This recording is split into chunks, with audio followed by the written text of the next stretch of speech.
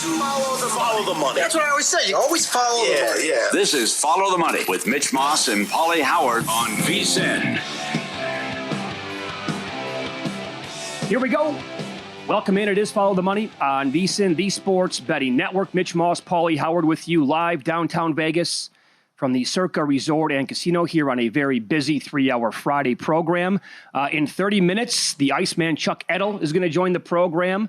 I think he's going to be popping on a weekly basis during the preseason. And once week 1 is here in college football.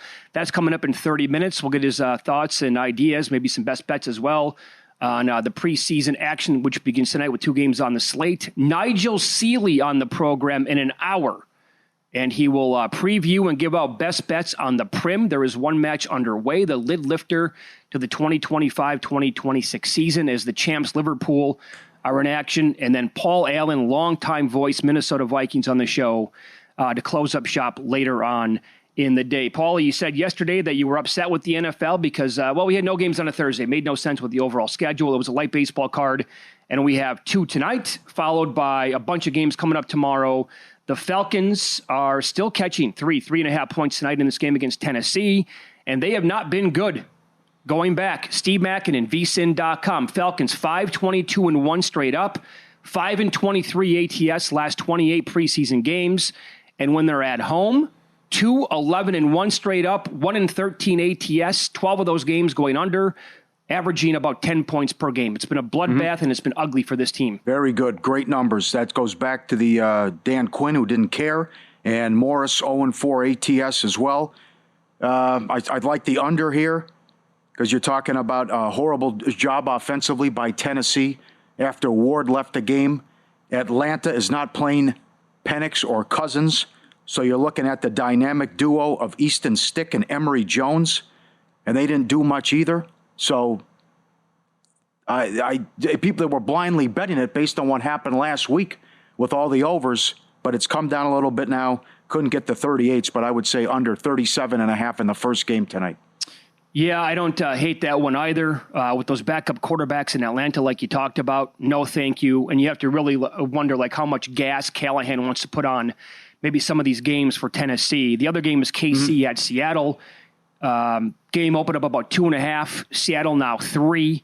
Total around 30.5. Seahawks, they've been good under going back, but not the case in the first game against the Raiders. And oh, by the way, I should have said this. The Chiefs opened up 2.5 at DraftKings. Completely flipped now. Seattle 4 pretty much everywhere. Yeah, went to 4 right before the show. You are correct. So you're not getting Mahomes, and you're going to get Darnold for a couple series, and then how well they played offensively with Locke and company last week as well. So I would say Seattle, but yeah, with the huge move now, I can't recommend Seattle -4, but I don't want any part of Kansas City. Yeah, right. Same. Those moves did not get there last week. Yeah, they were terrible. They were awful. Other than Denver. Yeah. Yeah, that's pretty much the only one. Now, historically speaking, going back, the moves have been really, really good. But last week, not exactly the case. What else do you have? Oh, go ahead. Well, how do you feel about your Packer bet?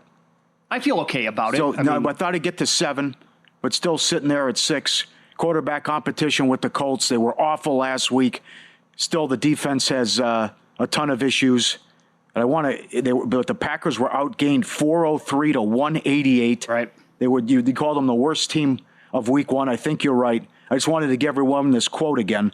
This is LaFleur after the game. That was a humbling experience. Definitely not what we want to put out there. I don't care, preseason, regular season, it doesn't matter. It was sloppy football. Too many penalties, drops, missed tackles, bad decision-making, and it showed up in every phase of football. And if you do that, you're going to get your ass kicked. And that's exactly what happened. And I point this out, going back to 2022, after every preseason loss, LaFleur has bounced back with a win. I mean, again, you have that and also those comments from him. That's the kind of guy, that's why I made the bet at +6. And, I mean, people betting the Colts, driving it up to this number right now because there's a quarterback controversy or there's a battle anyway, who's going to be the guy in Week 1. That did not go very well for Baltimore against Baltimore last week. Mm-hmm. And I don't think these quarterbacks are any good anyway. We kind of knew that Jordan Love was not going to play in Week 2. I made the bet anyway. He got hurt on top of that, so he's going to be out with that ligament in the thumb. They expected him back next week. was the case, but I don't. I mean, I'll take the Packers plus the 6. Made it earlier in the week, feel okay about it. And if the Colts beat me, they beat me. And if Danny Jones goes out there and he looks awesome, then fine, so be it. And then LaFleur is going to be even more steamed after this game. Mm-hmm. So this is from Dave Tuley had this at vsin.com on the Bills-Bears game, which is on Sunday night. Bears open about 1.5. Total was 36.5. All the way up now with that total at 41. Ben Johnson said he's playing all Bears starters on Sunday night. That includes quarterback Caleb Williams. Don't forget Sean McDermott on the flip side, 15-10 ATS in the preseason, and they lost last week 34-25 against the Giants. However, they were without 13 starters overall. They put 25 points on the board. They have Trubisky, who was 9 of 13 with a touchdown. Mike White, 8 of 13 with 2 scores, and Shane Buechele also was 10 of 12. Not bad. It's a pretty decent preseason quarterback room. Mm-hmm. And then you go Caleb Williams, Tyson Bagent, Case Keenum, maybe a little Austin Reed action for the Bears. He was making the case this is why the over made sense when it moved up that many points on the game. And I can see that for sure yes, here. Absolutely. Yes. McDermott has also been good in the preseason going back until last week but involved in that high-scoring game with the Giants. So I know a guy I respect bet the Bears. That's I'd like the Bears here as well. And I agree with the move with the total also. The big move with the quarterbacks are going to be out there. And this is more info that you can get for the preseason on vsin.com from Steve Makinen. So favorites, as he calls, in the sweet spot, ranging between 3.5 and 7 points, have been quite reliable. They have gone about 54% going back almost 300 plays. In 2025 so far, the angle is only 4-7 ATS. And you have a bunch of games: Tennessee, Indy, Philly, Las Vegas, Tampa, the Giants, Chargers, Jacksonville, Cincinnati at time of print that were in that range.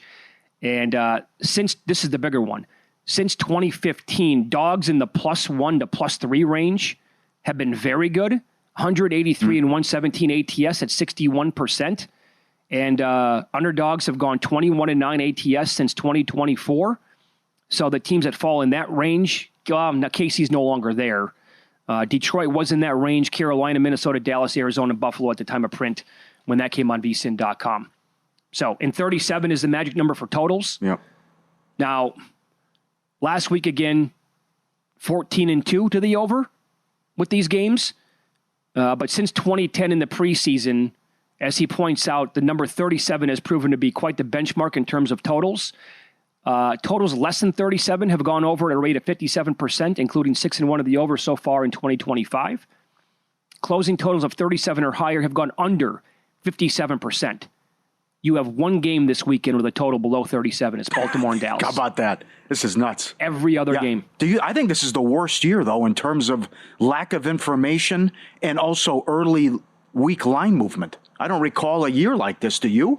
You're getting all the big moves Monday, Tuesday. Right away. And guys coming out saying what their game plan is. And maybe it's because we don't have 4 games anymore, that we're down to 3 and how coaches attack it. But usually you'd have at least 10 plays for an entire preseason. And that's not the case this year for us. That's very true. I don't know, maybe I guess it could fall into line with other teams noticing previous years with these teams that did not play guys. I keep going back to the Bengals example. Yeah. And they were a Super Bowl contender, in the eyes of many, the odds board as well. The market would tell you, hey, they're one of the best teams in the league. And they just didn't take it seriously. And they came out of the gates and they were awful. And then, going back last year, all these good teams lost in the first month. Heavy chalk went down a lot. Mm-hmm. So they're like, okay, well, we can't you just poo-poo the preseason anymore. Yeah. You gave out that McDermott 15-10 ATS. He's on actually a 10-3 run overall as well. So, but yeah, that's it's kind of a fluke in terms of what happened. You could look at it with what the Giants did, but the guy's been strong for whatever reason in the preseason. Anything else you grab your attention here Saturday, Sunday? Well, here's one more that I'll give you anyway. Teams off a double-digit loss. Bad bets at home the next game. Very good on the road.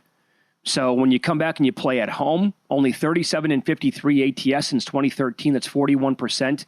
When you're off a double-digit loss in a previous preseason game and you go on the road, 57-42 ATS. I know that could be there's a lot to that. I mean, that's kind of fluky. I get it. But the teams off those losses on the road this week that have done well: Tennessee, Green Bay, Carolina, and San Francisco catching the 4.5. I think that's still the number out here in Las Vegas against the Raiders. Yep. Giants, agree with the line move. Giants 3.5. Battle of New York. Wilson, field goal drive. Dart, 3 scoring drives. Winston didn't play well. DeVito coming in, slinging it. That's a good quarterback room. That's pretty good. And that's strong for a preseason as well. I think that they can take care of the Jets and cover that number Saturday night. Is that enough for you to maybe? Well, I mean, again, most difficult schedule in football. They were thought to be one of the worst teams in the league. Have you maybe done a little bit of a 180 on the Giants? I have. Is that right? I have. Yeah. Wow. I like the defense a lot. Yeah. I think the defense is going to be really, really good this year. Well, what are we saying? Like, you think what 6? I'm not going to be surprised. You love the win total under, and now you're not. I did. I want to get off it. Yeah. Okay. That's what I'm saying. All right. Fair enough. Okay. Very good. Look at the Cubs. Can't hit again.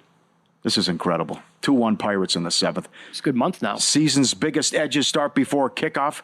Get yours with VSiN Pro. New subscribers get both the NFL and college football betting guides, your 1-2 punch for smart betting, packed with team previews, power ratings, betting systems, and the best bets from VSiN's top analyst. You get the morning email from Bill 80, every best bet, every host, every guest, betting splits, market insights, dog videos, the tools, the data, the Mackinnon betting systems, the prop analyzer. Sign up today, $9.99. Come on, VSiN.com/subscribe. Do it now, VSiN.com/subscribe. Today's Major League Baseball card is up next. A team is 22 games over 500 in this betting market over a sample size that is now approaching 50 games. Find out that team next.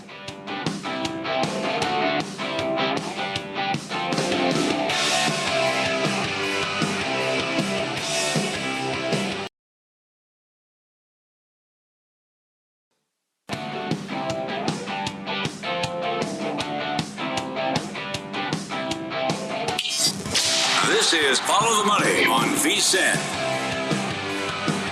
A lot of action with NFL preseason last week, this week for week number 2, and Chuck Edel joins the program now. He is going to come on throughout the football season at this time on a weekly basis every single Friday. Can't wait for that. Again, he was 79, 44, and 3 in the Friday Football Invitational last year right here on VSiN and at Circa. Chuck, good afternoon. Thanks for the time today. How are you? I'm doing great. How you guys doing? Doing really well. Good, and he is on the Progressive Guest Line. We mentioned this last week when you were on about how many of these games just exploded with these big movements. And we were like, does this happen every single year? Doesn't it feel like it is? Well, how about how early they're happening? Does it feel to you, as somebody who has done this for a long, long time successfully in the preseason, does it feel to you like these moves are happening sooner than before?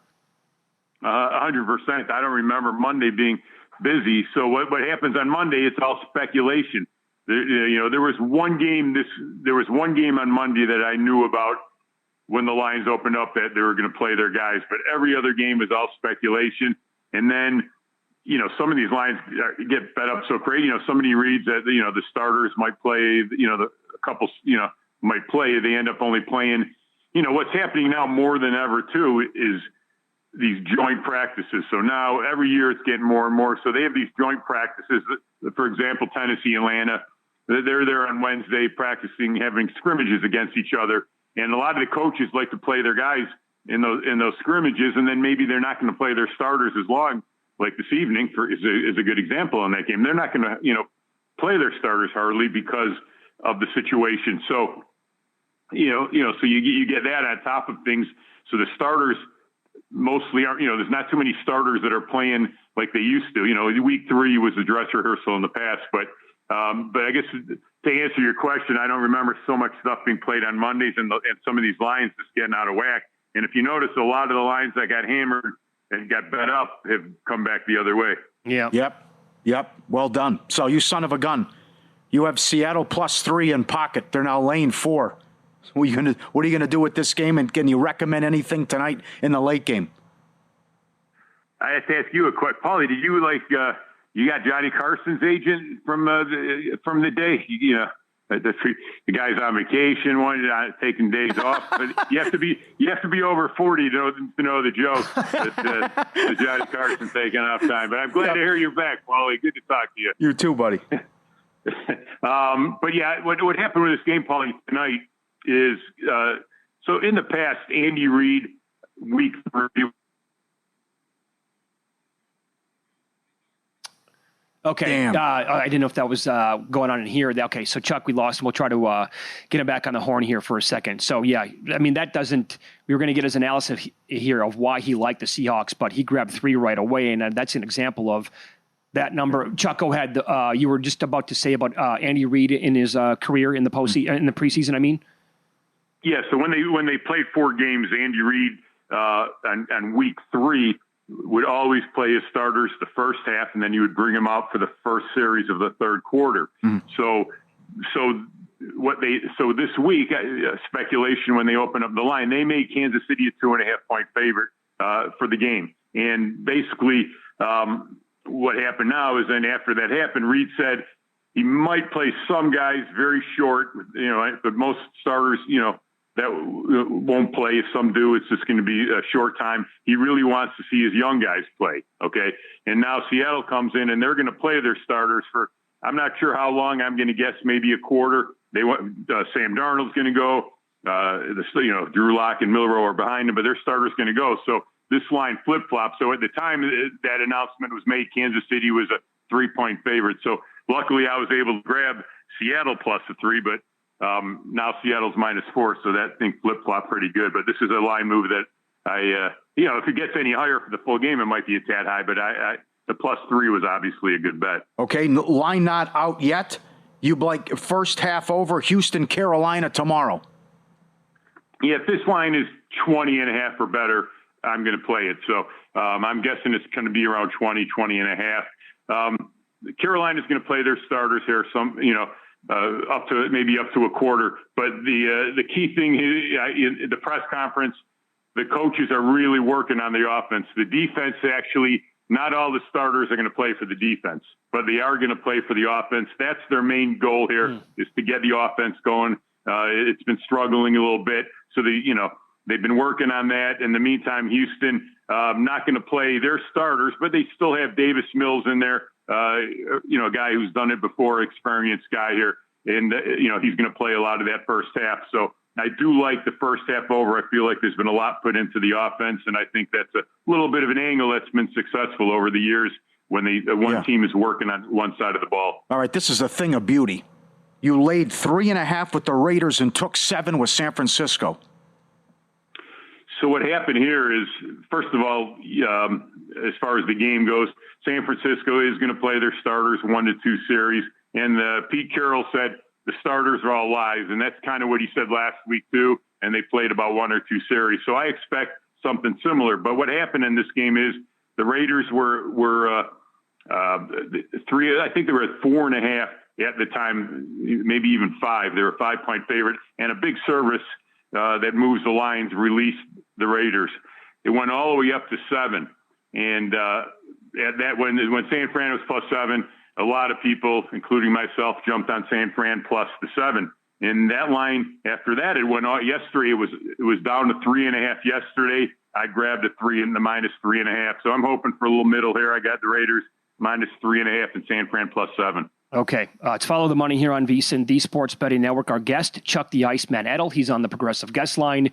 You also laid 1 with Tampa as they take on Pittsburgh. Well, now they're up to 2.5 or 3 in their game, and that's tomorrow night. Can the audience do anything with the number right now, in your opinion, or why did you originally like Tampa Bay? Yeah, what I would recommend now is see what number we could get. If we could get that first half 2.5 or better tomorrow. I know the line's 2.5, but sometimes it's a little different in the preseason. It's 2.5 and 3 right now. So Pittsburgh's resting most of their starters. They're not going to see the field. Tampa, meanwhile, they are going to play all their starters. The only guys who aren't going to play are Mike Evans on the offense and Levante David on the defense, nursing some injuries. So as far as the audience goes, I would look to play Tampa there in the first half. If you could get 3 or better, I think that's definitely an advantage on that game. Okay, tell us what happened in the Denver game. Did this open 3, get up to 6? Now we're back down to 3? You took 6 with the dog? Similar scenario as we were just talking about with the San Fran. The same service did release Denver, and that line went all the way up to 6. And it's speculation. And listen, a lot of the speculation sometimes you could get a great number by speculating who's playing, who's not. So unfortunately for the people who played Denver, the speculation was wrong. And bottom line is neither team are really going to play starters here. So, you got two teams playing their backups. If you could take 6 at any game, I don't care. You go right down the board. I don't care who it is. Backups playing against each other, you're always going to take the 6 points. And that's what happened in this game. The line is kind of back now where it should be.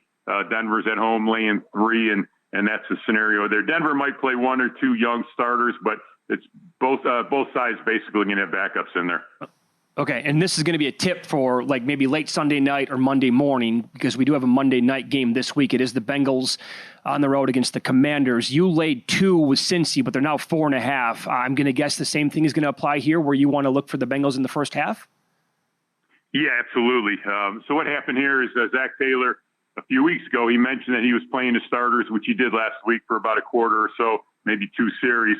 But he said next week, he said in his press conference, is really the game that we're going to point their starters towards playing. They're going to play a lot in that game. And the reason he's doing this, we all know that Cincinnati over the last 3 years has started off horrible in the regular season. So he's changing his tune in the preseason. And you're going to see a lot of their starters. I'm not sure exactly how long, but he definitely said they're going to go longer than they did last week. Last week, they went 2 series. So I'd expect about a quarter and a half, maybe more. And no question about Cincinnati in the first half.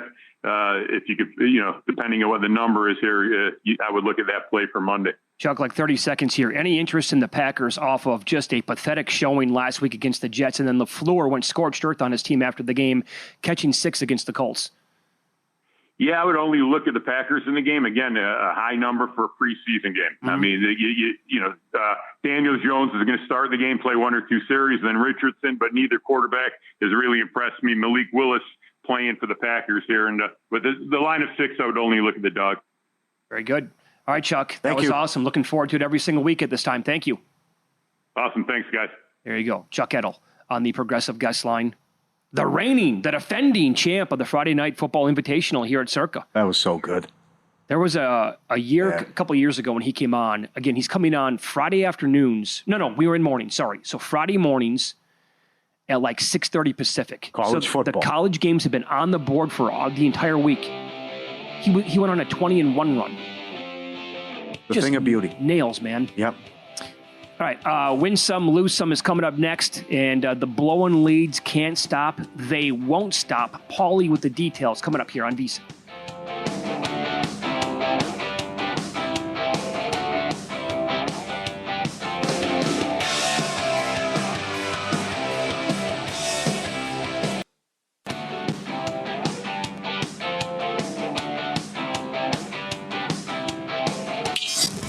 This is Follow the Money on VSiN. Paulie, there was a massive upset today in the state of Missouri, and that is DraftKings and Circa. They were both approved to take bets in that state beginning in December. Not FanDuel. Circa got it over FanDuel. And to talk about it now, Ryan Butler has been all over this. You can follow him on X. He's at Butler Bets, and he covers it for covers.com, and he's on the Progressive Guest Line. Ryan, thanks for the time today. How are you? Good. Happy to be here, especially on such a big day like today. Well, so you're smiling, and we talked a little bit before the break here, and during the break, and you agreed with that, right? You're like, oh, my God, it was an absolutely massive upset. Can you explain to the audience why it was such a big upset today? Yeah. So again, trying to explain this, there was a subset of licenses up for grabs from Missouri regulators today. And by law, those regulators had to consider things like marketing spend. How much revenue is this going to generate? How many customers are you going to get? And Derek Stevens, obviously of Circa, when he was testifying before the regulators earlier this week, he said straight up, we're not going to be able to compete in that respect if it comes just to dollars and cents. But what his argument is that Circa appeals to a different type of sports bettor. They welcome the sharp bettors. They welcome the winning bettors. Unlike most of these other big books, they're known for not limiting bettors. They're known for taking all action. They're known for their posted limits. And that argument worked successfully today. As we found out from regulators, they saw this potential to appeal to a different subset of bettors versus a FanDuel. And ultimately, Circa ends up with one of these really kind of coveted 2 licenses. Now, again, we'll talk about this too. It doesn't keep FanDuel out, but this gives it it's really just a big boost for Circa, and it's got to be a really great feeling there. Every day I wish I was at that sports book, and I think today maybe more so than ever. Yeah. Do you think it's a one-off, or that pitch can continue to work? Oh, absolutely. If this can work in Missouri, where FanDuel and DraftKings were very forward with their projections on revenue and everything with it, and Circa is saying something different. So this is another opportunity and a framework for it. So Circa has been very selective and very specific about which states it goes into, but this is a good opportunity. There's not much keeping Circa out. It's really more so where they want to get in. But even if this does come up, let's say in a state like Texas or California down the road, which don't have legal sports betting, this is something else that Circa can definitely fall back on and point out that their success and how they really are a different type of bookmaker. Yeah. So Can you explain why FanDuel's not out of it?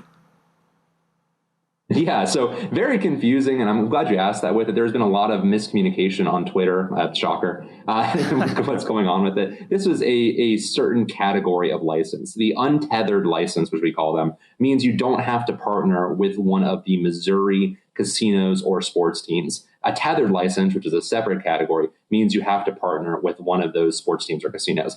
Hours after that announcement, and actually just recently, FanDuel announced that they got a partnership with St. Louis's MLS team. So they're going to be in the state there. There was no doubt about it. They had spent $20+ million on the ballot measure to get this approved. They'd already announced in their financial reporting that they were going to spend tens of millions of dollars. They budgeted for this effort on there. So it's not going to keep them out. It's just, again, it's sort of a David versus Goliath.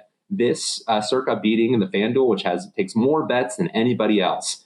Circa, which has a whole percentage closer to about 4%, and FanDuel is pushing 15%. The little guy won today, and that's always good. That's always good news there for the little guy. Okay, so what are we talking about here? You thought, I'm guessing, before the decision was made today, it was a foregone conclusion. Like, how big of a favorite would you have made FanDuel over Circa?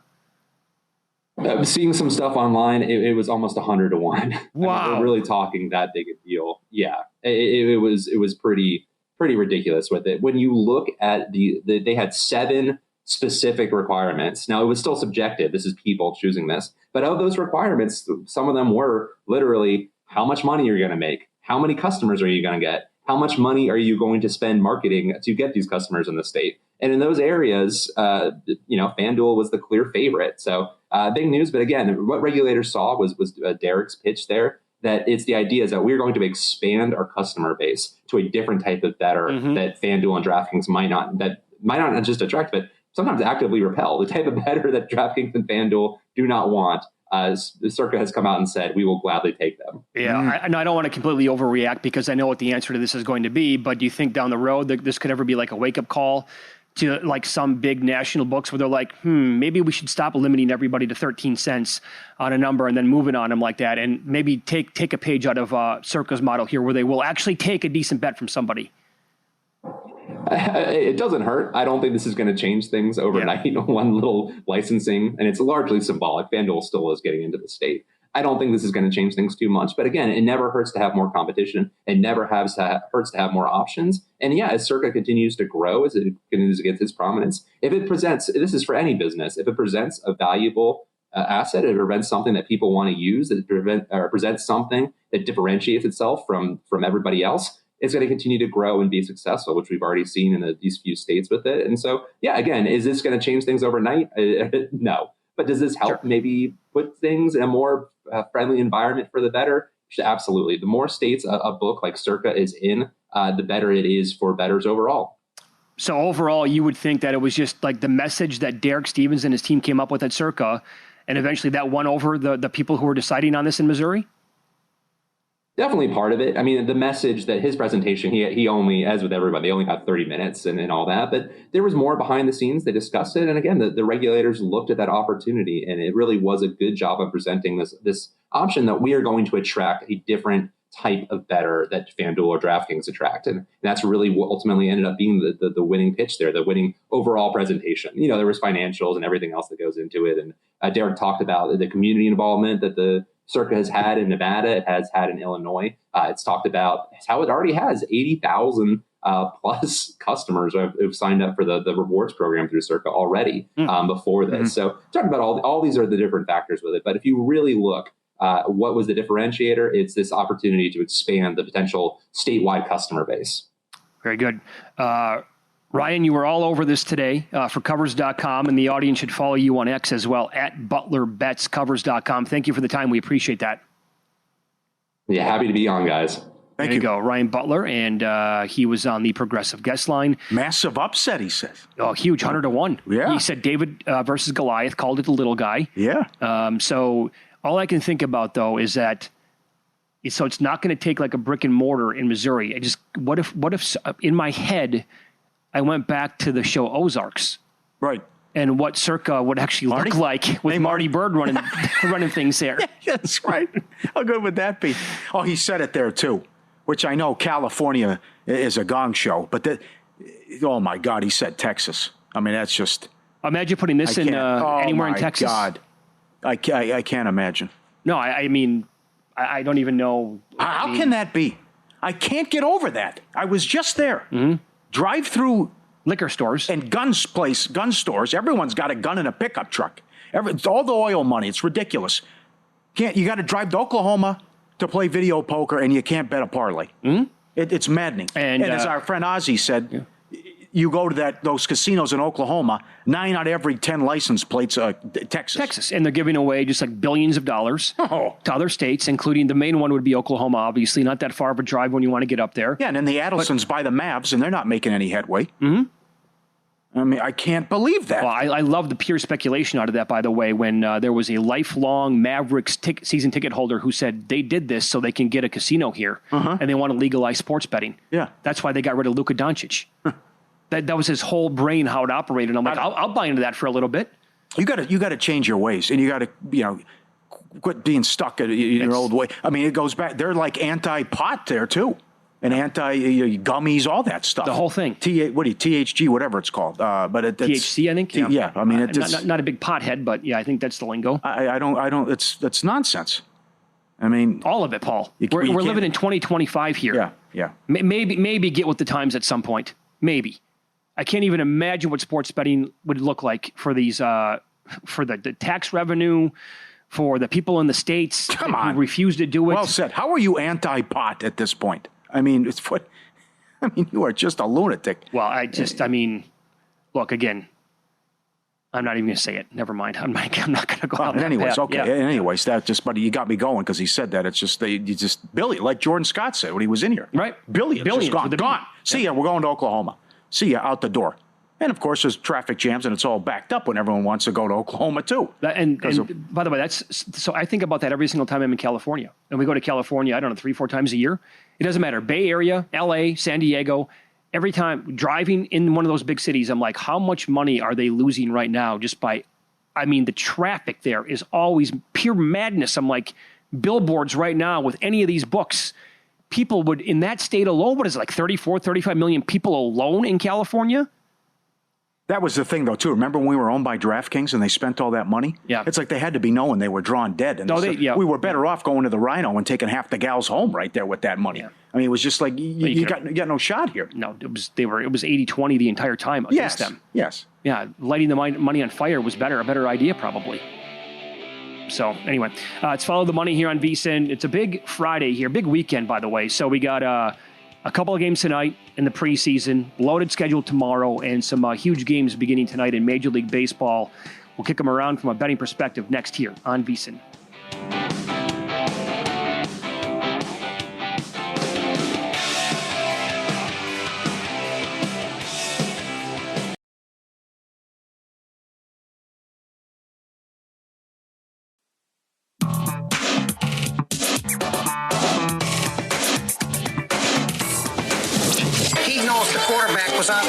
If his girlfriend was not. These games are a burial, a blowout, a human lock.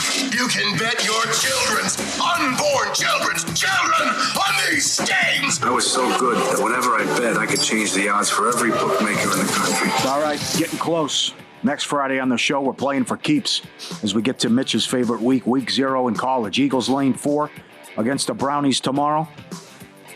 And let's add a couple. Sandy under out 17.5. I think the Red Sox take them out tonight. It's got an ERA of 8 and change on the road. This is Saturday. Dodgers $1.45. Snell against Cease. And the Yurfee was too high, minus 175. It's 8-2 so far, head-to-head Colorado and Arizona. So let's go with Gordon over 3.5 earned runs with Arizona to win the game, plus 130 tonight as Arizona continues to pound Colorado pitching. It's a good one. I like it. We're on some common plays here that can go one of two ways. A couple of bets here. Talked about this now all week. Packers plus the six against the Colts. Raiders, 49ers over 40.5. Geno's going to be playing. The third stringer, Cam Miller, looked really good in the debut against the Seahawks. The Raiders defense, they were cut up like amateurs against Drew Lock and company. Brock Purdy played 3 series last year in the second week of the preseason. Give me over 40.5 points in that game. Major League Baseball bets that we have going for tonight. Alcantara, going to twist my arm, under 17.5 outs. And here's what I found on the Diamondbacks game, a correlated parlay here. So Ballpark Pal at VSiN.com, they are projecting Tanner Gordon to allow 4.2 earned runs in the game tonight. You bet it over 3.5. I'm playing that on a same game parlay with the Diamondbacks team total over 5.5 at plus 115. So, not bad. Right? Give me 6 off him in the first 5 innings. Okay. Wham, bam, thank you, ma'am. Much easier said than done, but it's correlate. There's some correlation there. And yeah, there you go. Found it at BetMGM. Good stuff. Excellent. Get the G-Bank Visa Signature Credit Card. Built with sports bettors in mind. Most credit cards, street sports books, and gaming transactions as cash advances even when you're using your own money. G-Bank treats them as regular purchases. No cash advance fees. You saved up to 3 to 5% on every deposit. Plus, you'll earn 1% cash back on all eligible sportsbook and gaming transactions. 2% cash back on everything else you buy. Apply now. VSiN.com/GBank. VSiN.com/GBank. Go get it. All right. They're underway. Bottom of the first. Brewers and Reds. Leadoff man on for the Phillies against the Nats. Pirates beat the Cubbies 3-2. McIntyre, a 5-shot lead over Scheffler entering the third round. Scheffler still plus 140 to win the tournament. And Liverpool scored twice in the last 5 minutes to win 4-2. Crazy. Against Bournemouth. Live when we were on the air today for that game. Have you done anything there with cross-sport parlays with Liverpool? I mean, everybody we've talked to so far. No, because I didn't get the breakdown until yesterday. Okay. Like Meatman. So yeah, Meatman but Jack, Nigel, and the other guy, the other fellow I was watching, they just think they're winning the league, and it's the guy loved plus 220. Which think about how long you're tying your money up, but thinks they're much the best there. Trey Turner starts off with a base hit. I mentioned that hitting 409 career against Gore. Well, we have about 7 minutes left here in the show. We can track Mizorowski here in the bottom half because books did post up the K-prop here at 3.5. Juice to the over. I'm seeing a 4.5 over at plus money as well. VSiN.com projects 5.6 Ks for him in the game. 5.6. I mean, but that's kind of what he's been doing here lately, right? Is going a minimal amount of innings, but still like going way over his K-prop. It's almost like Ohtani here, where Ohtani's going to give you a 3-4, maybe plus innings, but he's going to strike out 6-7 guys and go over his K-prop like every single time. Yeah. So we can see what he's going to look like here. He's coming out, and he is, how fast was that pitch? They didn't put it on the screen. But it looked like it was, a tough one for me to hit, I think. I want him to come out here and just dominate the Reds. I want him to strike out like 9 guys in 4 innings. Oh, that was a strike. That's 101 miles an hour right on the corner. Doesn't that drive you nuts when you're watching these games? Come on, Blue. They all have the zone up now. Yeah. And it's right there. Now, you can challenge if you want. All right, 2-2. It's getting juicy. How about some gas right off the bat? Strike them out. This game's on Apple TV. Is this, is this frustrating at all for you? Okay, now I need Paramount for the UFC now. Now I got to have Amazon for this, and I got Apple. I mean, it's everything with the story, how it's... Well, another thing... The first game of the season, not with the Brazil game's on YouTube. Well, and then... Right, got to have Peacock. Got to have Peacock. As a reminder, if you let Peacock run out, don't let that one get by you. Well, you should have it anyways for the Premier League, but you got to have Peacock. Yeah. Sure. $7 a month, not bad. You know what? I told Lorraine that too. Like, we got to sit down at some point and say, like, we got to budget all this stuff. Like, what are we doing here? How many shows, how many sporting events do we watch on the 47 apps that we pay for every single month? You know, it's gotten Gassy. strikeout. Very good. There's one. Right. Ring them up. There you go. Go ahead. But remember when the trendy idea to save money and just to like be smarter about it was to cut the cord 10, 11, 12 years ago? We did that right away because we were immediately in on like Sling and Hulu and the YouTube right away. I would guess that today we're paying twice as much as what we used to for cable. Maybe in that neighborhood. Our buddy Point Shaver. Hey, Tone. What he pays for satellite, I think cable and internet at his house specifically, just so because he doesn't want any lag time. It's obscene. Yeah, really? It makes you want to vomit when you hear the number. Wow. Yeah. So are we done now with pay-per-view? Is it over? $7 billion It's over now, by right? the way. I mean, the Tyson fight was on Netflix. Yeah. UFC goes to Paramount. Right. I think that's bye-bye for pay-per-view. What else was there? That was the thing when we were, Are you going Unless to they have would have the onions to put the Super Bowl on it. how many Whatever. other? Yeah, Would you- well, that that's could coming. happen. That day's coming. $29.99 to watch a Super Bowl? They'll make it Higher, whatever. Okay, $99.99, whatever. whatever the number Right, is. yeah. I would. But how many other big boxing matches are there that have to be on pay-per-view? Probably not many. I'm also, not up on it like I used to be on boxing. So, all right.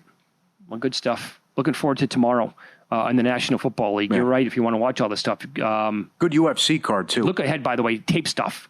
You'll notice when NFL Network's going to put stuff on. You know what I'm going to do tomorrow? You're going to come here to Stadium Swim for sure. No, that's off. He canceled it.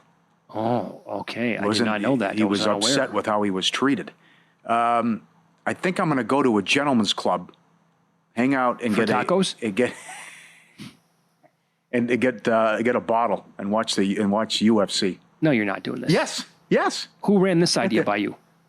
I mean, There's no way you're doing this on your own. I'm going with Shauna. Yeah. Okay. What do you think of that? I mean, that was been like a because like remember it. that before we were doing this, we were back to local ESPN. The huge thing was like the Monday Night Football parties. Of course. But these places have to get you in. They entice you with the bottle service, and it's only like $80, $100. It's not like like at a nightclub. Nightclub, right? But it's and it's like, hey, we're showing the UFC. Come on in, because the girls got to pay to work there. So I mean, the amount of money they're making is just absurd. Yeah, I don't hate the So idea. it's I thought give that a shot. I'm actually looking forward to the card. Well, how much of the bottle are you going to drink? Well, not much. You don't tip them back very often. No, I don't. I got no tolerance. Is it going to be all Shauna? Oh, yes, it will. Absolutely. Oh, good luck. Come on. Good luck. Oh, we went out to dinner. We went out to dinner with the guys from Mama's Pizza, and she's. You look old. I had to. She's almost falling down, and she's like 4 or 5 shots of Jameson. Then she got an old fashioned. I'm like, what happened? All right, pal. Have fun. What was I going going to tell you? Oh, what did you have at the pool? What was this? A Sun Cruiser? Sun Cruiser. I think this is what Derek Stevens was telling you. Oh, Derek could do an hour with you on Tuesday. I enjoyed it. So I don't even know what it is. I was just told to have one, and then 6 of them later. Yeah. I think it's some sort of vodka lemonade mix or something like That's that. what it is. And I'm not a big lemonade guy, but it's not sweet. There's like no sugar in it. There was a Long Island iced tea that someone had too. Let me tell you, going down like in 113 degree heat out here in Las Vegas, going down like water, man. They're dangerous, but they're delicious. That was something. Yep. 2-0 Phillies already. Got him. Good. To your good. buddy. Got to have that K-prop go under. Yep. And the Miz has an 0-2 count. There's a guy in first right now too. So his pitch count's already at 14. Boy, it would have been nice to really get under like something like 14 and a half on a K-prop with him tonight. Can he strike this guy out? I wanted to pull great curveball. Wow, 87, Ellie De La Cruz. No chance. What a pitch. See, you wouldn't want to be you. That's 2. Give me 2, Utah. This is great. Right there. The Miz with 2 strikeouts already. Juicy. It was 3.5 with the K-prop. Yeah. How did he fall asleep on that? We talked about the game 8 times today. I know. I will see you in a week. Have a good trip. Well, I'm staying Where here. are you going? I'm staying right here in Las Vegas. Midnight Run? I'll watch Midnight Run. I own it. Maui Matt doing 3 days. Scott Seidenberg. I can't remember what we're doing Friday. Brad Powers on next week. You're right. Could do an hour with Derek Stevens. Paul Charchian in studio Monday. It's going to be a lot of laughs and a lot of fun. Great job to the crew, week. Yeah, the especially crew was with awesome the draft. this week. A+ with the draft. Yep. Good stuff. Have a good weekend, everyone. Cash some tickets.